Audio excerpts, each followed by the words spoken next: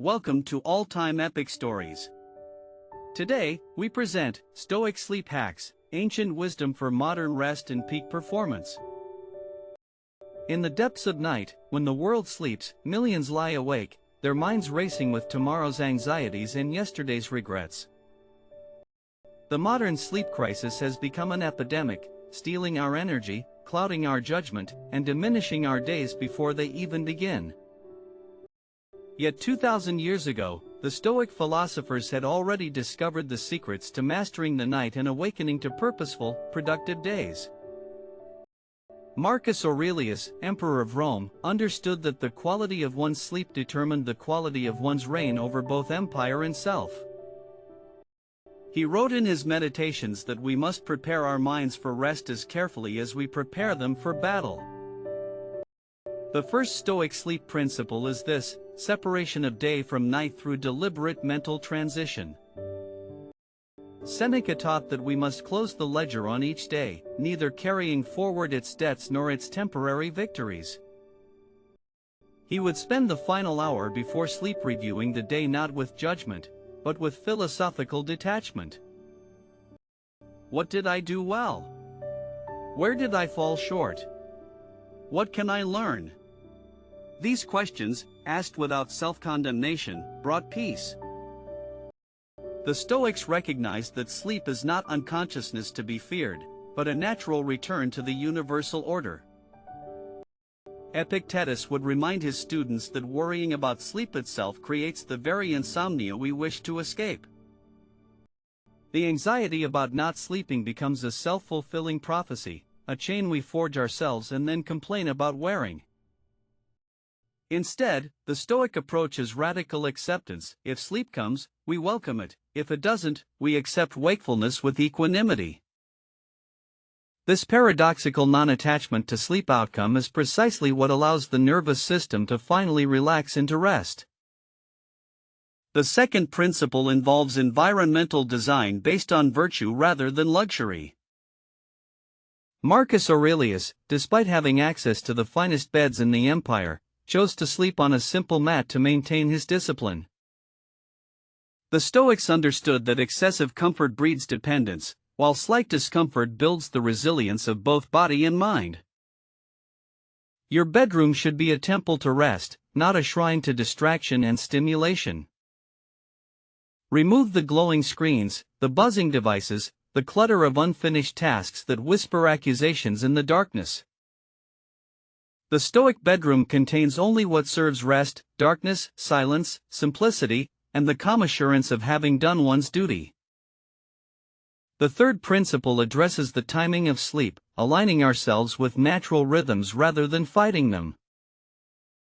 The Stoics rose before dawn, not out of masochistic discipline, but because they recognized the power of the morning mind.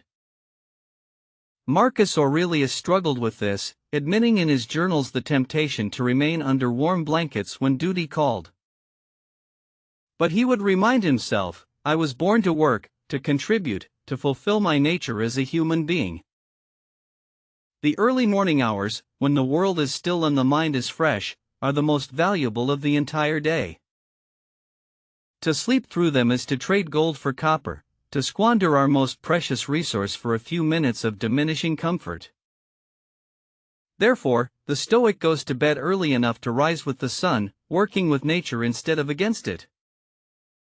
The fourth principle is the evening routine that signals to the body and mind that the active day has ended. Seneca would take a cold bath before bed, shocking the system into a state of calm alertness followed by deep relaxation. The cold water practice, uncomfortable yet invigorating, reminded him that he could choose his response to any sensation. This voluntary discomfort built a resilience that made the soft bed afterward feel like the greatest luxury. But the evening routine is incomplete without the mental component, the review of the day with philosophical distance. Ask yourself, did I live according to my values today? Where did I allow externals to disturb my peace? This is not self-flagellation, but gentle correction, like a navigator checking the day's course to plot tomorrow's direction. The Stoics forgave themselves for being human while simultaneously committing to tomorrow's improvement. The fifth principle concerns what we consume before sleep, both physically and mentally. The Stoics ate lightly in the evening, understanding that a full stomach is an enemy to both sleep and dreams. But more importantly, they were careful about what they fed their minds in the hours before rest. Epictetus warned against allowing the final thoughts before sleep to be of others' opinions, market prices, or political dramas. These externals, over which we have no control, plant seeds of anxiety that grow in the darkness of sleep. Instead, the final reading should be of virtue, of nature's order, of the philosophers who remind us what truly matters. Let your last conscious thoughts be of gratitude for the day's experiences and acceptance of whatever tomorrow brings.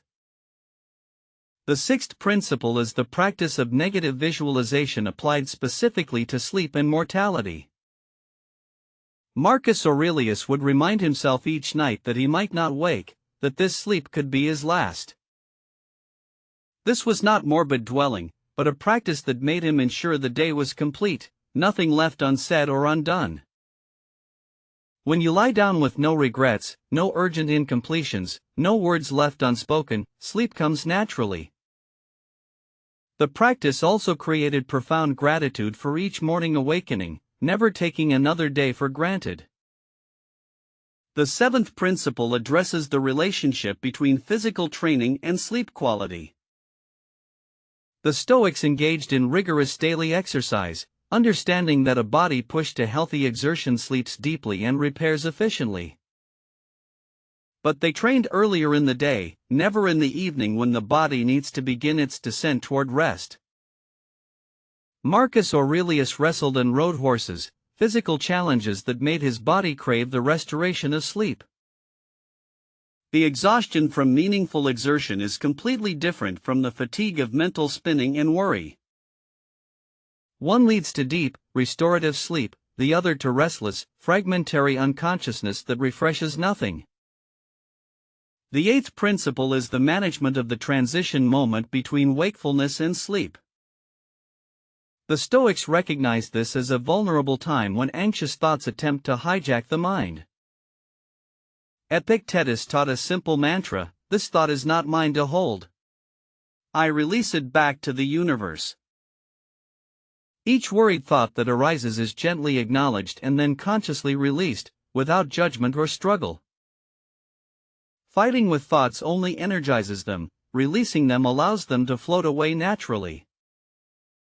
Some Stoics used breathing as an anchor, counting slow breaths to occupy the mind with something neutral and calming. The breath, always available, always present, becomes the bridge between the conscious day and the unconscious night. The ninth principle involves the morning awakening, which the Stoics saw as equally important as the evening preparation.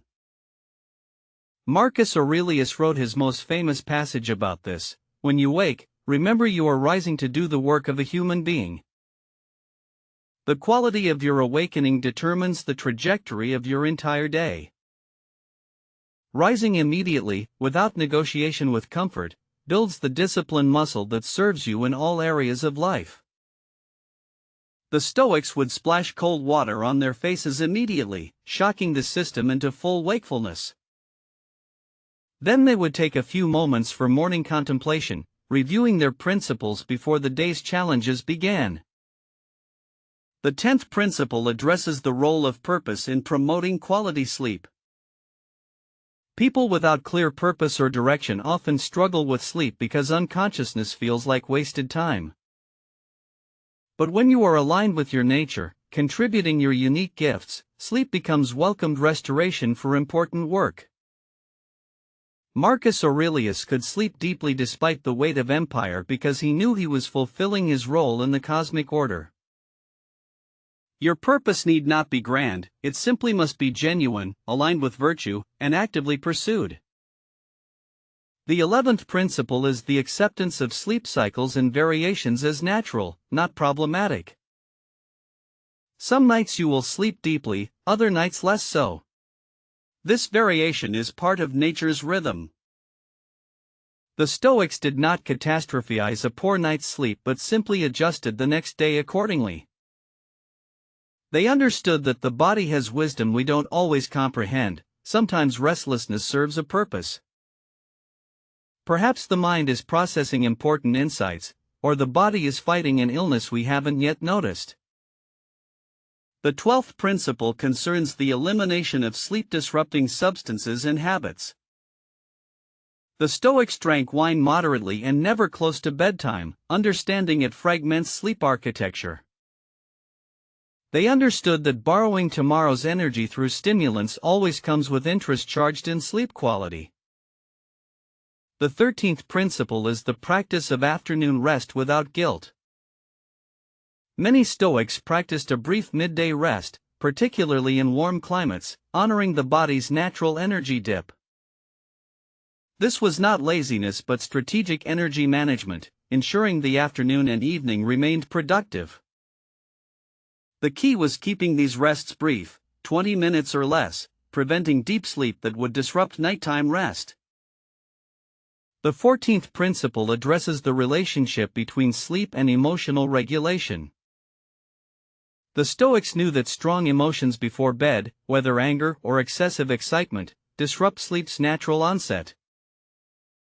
Seneca would practice forgiveness exercises before sleep, releasing any grudges or resentments from the day.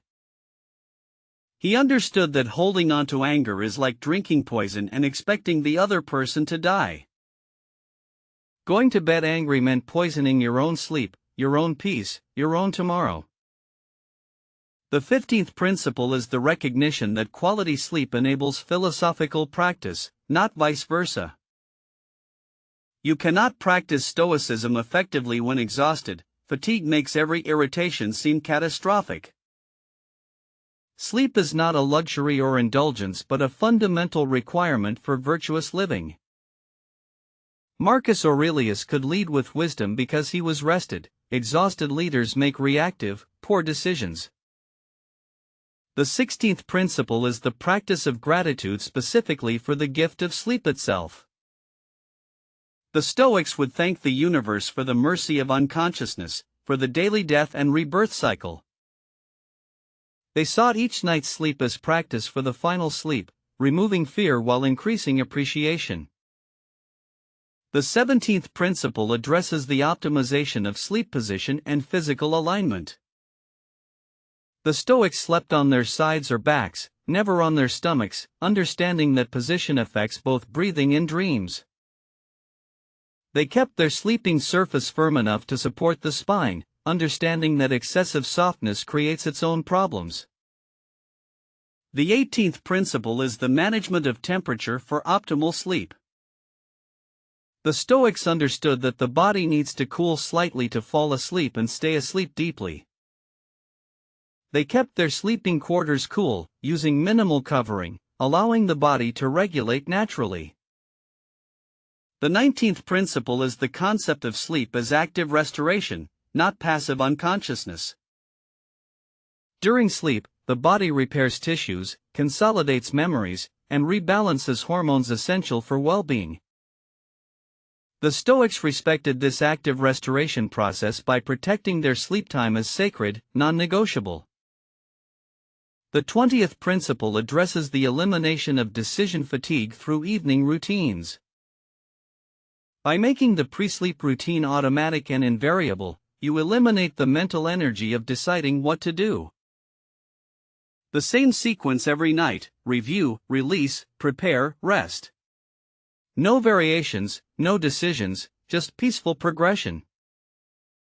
As you implement these Stoic sleep principles, remember that transformation happens gradually, not overnight. Begin with one principle, master it, then add another. Build the foundation of good sleep brick by brick. Perhaps start with the evening review, 10 minutes before bed, journaling about the day without judgment. Then add the environmental changes: remove screens, reduce clutter, darken and cool the room. Next, implement the morning discipline, rising at first alarm without negotiation, shocking the system awake with cold water. Layer in the physical practices, daily exercise, light evening eating, strategic rest periods. Finally, develop the philosophical perspective, acceptance of sleep variation, gratitude for rest, purpose that makes sleep meaningful. The Stoic approach to sleep is not about perfection but about alignment with nature and reason. Some nights will be harder than others, this is expected, natural, and not a failure. What matters is the overall pattern, the consistent practice of principles that serve long-term well-being. Remember that the goal is not just better sleep, but better days enabled by that sleep. The well-rested Stoic can practice patience when traffic delays them, because they have the mental reserves to choose their response. They can offer kindness to the difficult person because fatigue is not clouding their judgment with irritation. They can make wise decisions because their prefrontal cortex, refreshed by sleep, can override reactive impulses. They can pursue their purpose with energy because their body has been given the restoration it needs. In the modern world, we face sleep challenges the ancient Stoics never encountered: artificial light, digital stimulation, 24-hour demands. But the principles remain equally valid, perhaps more necessary than ever. We must be more intentional about creating boundaries, more disciplined about protecting our rest. The phone does not sleep, it will gladly steal your night if you let it. You must choose differently. The world does not sleep, it will gladly demand your presence at all hours. You must set limits. Your mind does not sleep easily, it will gladly continue spinning if you don't direct it otherwise. You must practice the techniques.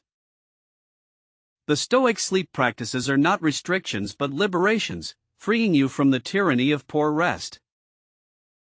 They give you back your days by securing your nights. As you close your eyes tonight, remember Marcus Aurelius preparing for sleep after a day of ruling the empire. He reviewed his day, released his concerns, and trusted that if he woke, he would face tomorrow with virtue. If he did not wake, he had lived this day as well as he could, leaving nothing undone. This is the Stoic way, to live each day completely, and to rest each night thoroughly. Your sleep is not separate from your philosophy, it is the foundation that makes philosophy possible. Protect it, honor it, practice these principles with the same dedication you bring to any other virtue. Begin tonight. Choose one principle from this ancient wisdom and implement it. Tomorrow morning, when you wake refreshed, you will understand why the Stoics considered sleep not a luxury but a necessity. Not an escape from life, but a preparation for living it fully. The night is not your enemy. The darkness is not to be feared. Sleep is nature's gift. Accept it with gratitude. Enter it with peace. Emerge from it with purpose. This is the Stoic path to mastering your nights and reclaiming your days.